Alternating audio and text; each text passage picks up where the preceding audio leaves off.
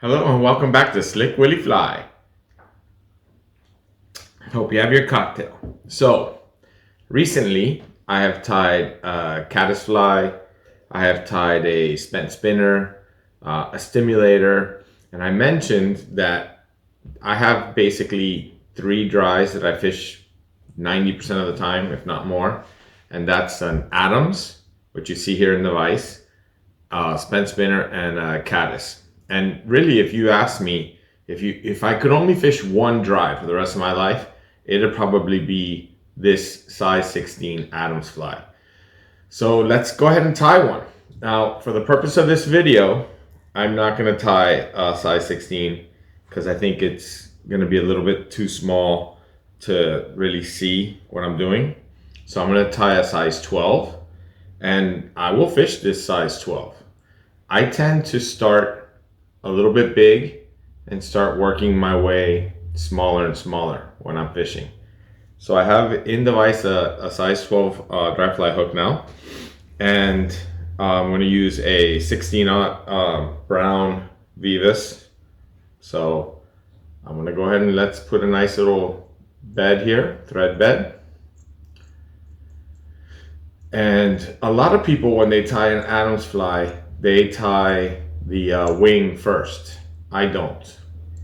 I tie the tail first because I think that if I tie the wing first, it gets in my way. And I don't think there's any problem with tying the tail first. So I have this Grizzly Feather, and all I'm gonna do is take a nice little chunk of Grizzly fibers, and that's gonna be my tail.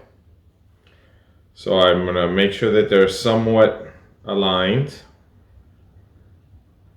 They usually come off pretty aligned. I don't want them perfectly aligned, but somewhat aligned. And then I go ahead and cut off the curlies on the back end. And my length is about the hook shank is going to be my length. So that's right there before where the hook starts to bend. That's going to be my length. I'm going to give this thread a little spin so that it curls the way I want it to curl. 1, 2 loose wraps. Check my placement. Right now I could still do some, little adjustments, but I like that. I'll pull it tight and I'm going to lock it in. And I'm basically going to wrap all the way back to where the hook starts to bend. Just like that. I think that looks good. And I can remove my tag.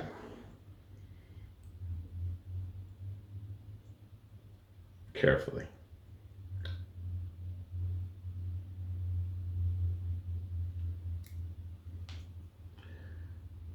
All right. So now I am going to put the wing on. So what I did was I prepped a couple of feathers from the same hackle that I got my tail from.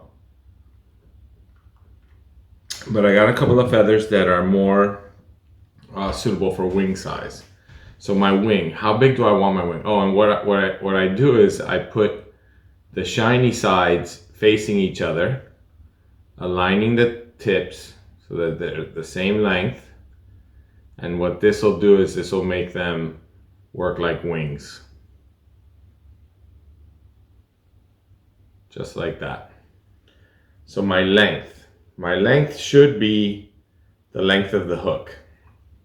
But I like the wing to be a little bit, I don't know, I like it to be a little bit longer in this case. So I'm going to be a little bit longer than the whole entire length of the hook. I just set it on my hook and a couple of wraps, loose wraps, just to make sure I like the placement, which I do. I'm going to lock it, maybe one more wrap. Now I pull it up and I'm going to build this thread dam in front of the wing, keeping the wing up. And I could take my scissors and cut off the tag end. Sometimes I save these. Sometimes I can use the hackle if I want a lightly hackled fly. So now what I'm going to do is I'm going to take my thread and I'm going to separate these wings, and I'm going to basically do some X wraps just to keep these wings where I want them. And you need to take your time with this and just make sure that the wings end up where you want them. Just like that.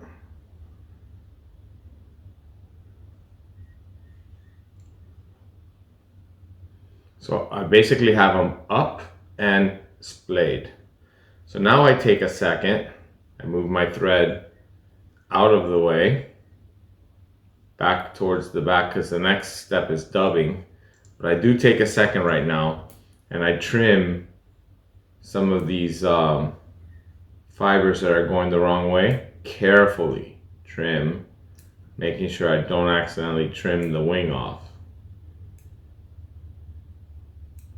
And I gotta tell you, I have accidentally trimmed my wing off. So I'm pretty careful these days. You know, when I started tying these flies, it was my brother-in-law that taught me, and the first one he taught me was the F-type. And the F-type turned into an Adams for me. The F-type is a great beginner fly. It's maybe I make a video.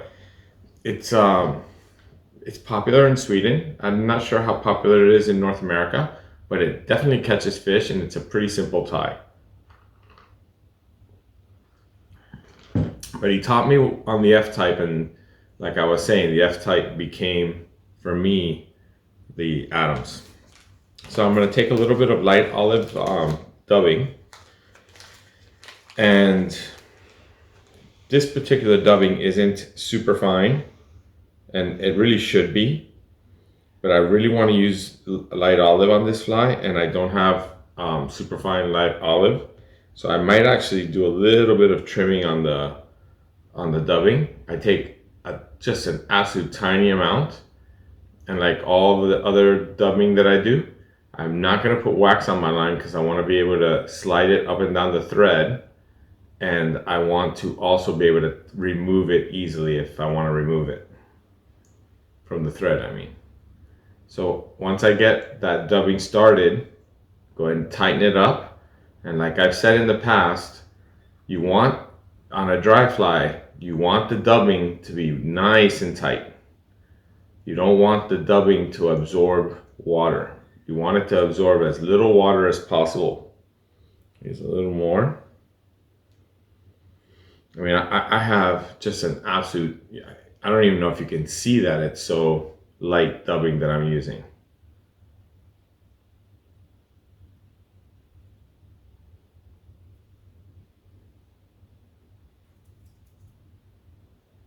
And I'm going to go ahead and dub up towards the wing.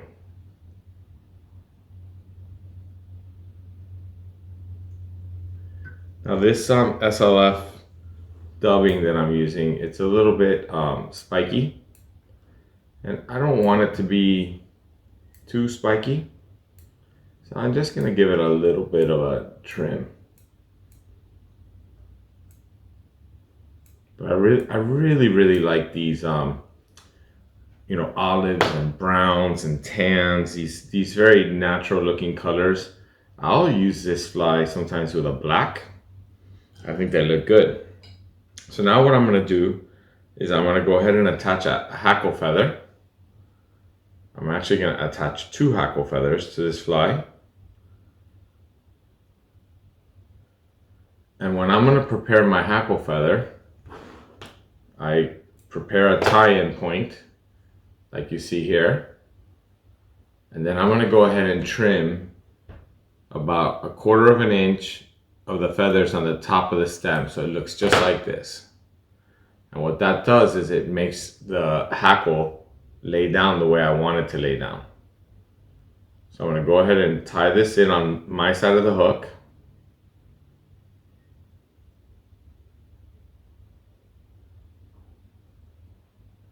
And like everything else I do, a couple loose wraps, making sure I like where it's sitting, and then I lock it in, and then I can trim off the excess tag carefully. So now I'm going to go ahead and put in a brown hackle feather, and I'm going to prepare it literally exactly the same way. I'm going to trim off the end. I'm going to trim off, I can't show it to you on the video, show it to you after I do it. I'm going to trim off about 1/4 inch of the top hackle. Exactly the same way. I don't know if you can see that. It's so hard to see. This is so light. But I'm going to go ahead and lay it in the exact same position. Couple of wraps, making sure I like it, which I do. I'm going to lock it in, and I'm going to carefully bring my thread all the way forward. And I'm going to get my thread out of the way. Now, some people can do the hackle, both hackles at the same time. I am not amongst those people. But what I will recommend that you do the hackle on the second feather you put on. So for me, it's the brown. I bend it forward. I do use a little hackle plier, and you have to forgive me because I don't have a very good hackle plier, but let's hope this works good. So I'm going to go ahead and give it a couple of turns behind the wing, and then I'm going to jump to in front of the wing.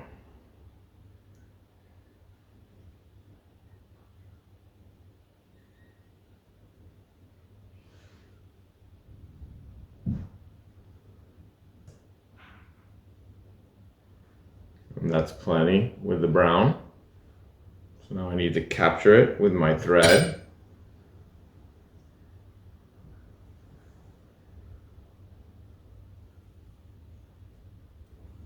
Which we have done here. And I'm gonna go ahead and trim that off. And now I'm going to take the second feather. I'm going to do the same thing. I'm going to bend it forward, just like that. I'm going to go ahead and put my pliers on the second hackle feather. And now we're going to run this hackle forward.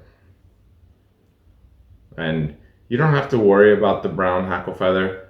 They're going to blend. And blending them is what we want. So I'm just running it forward now. Now I'm in front of the wing. And a couple of turns is plenty.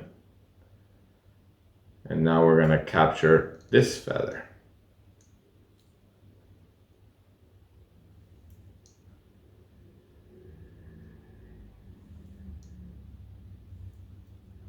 Now I can trim off the grizzly feather, and it broke off perfect.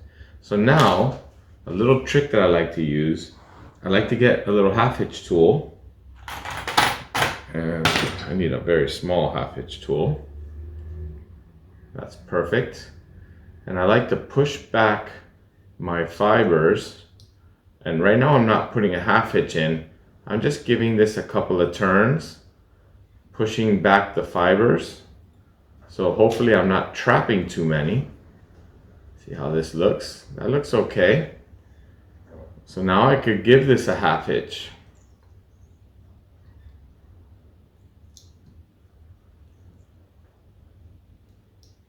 Couple of half hitches is all it needs. That's done. And this fly is done. That's my Adams. I love this fly.